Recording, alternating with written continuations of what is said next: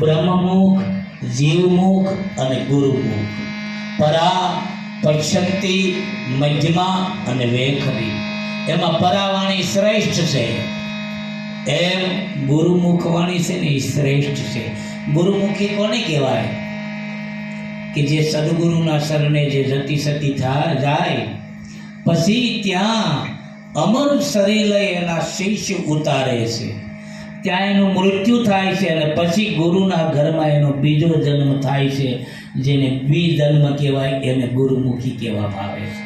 ગુરુના મુખમાંથી એનો જન્મ થાય છે, એને ગુરુમુખી આત્મા કહેવામાં આવે છે.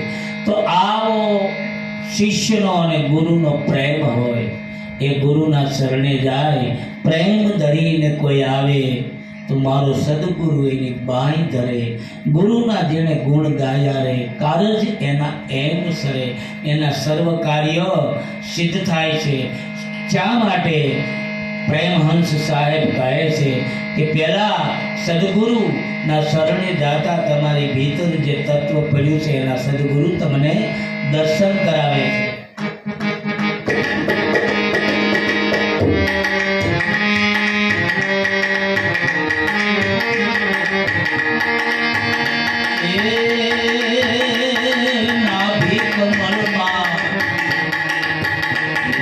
કસ્તુરી ઓલો મૃગલો વનમાં એ ભમતો ફરે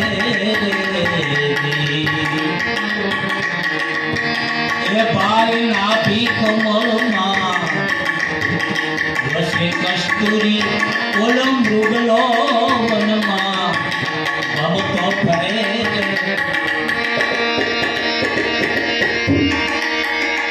એ દોડી દોડીને થાકી જવાનો, દોડી દોડીને થાકી જવાનો, અંતે કાંઈ નહીં મળે ગુરુના ભૂલ ગયા રે એ કારજ એના એમ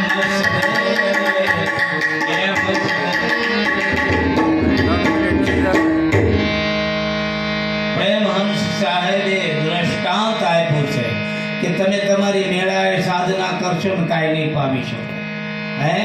કેમ કે નાભી કમળમાં વસે કસ્તુરી ઓલો મૃગલો વનમાં ભમતો ફરે. આ દ્રષ્ટાંત આપ્યું છે. મૃગની અંદર નાભીમાં કસ્તુરી હોય છે, આવું સંતો કહે છે. હવે મૃગની અંદર હોય કે ન હોય તો નથી ખ્યાલ, એ તો સંશોધન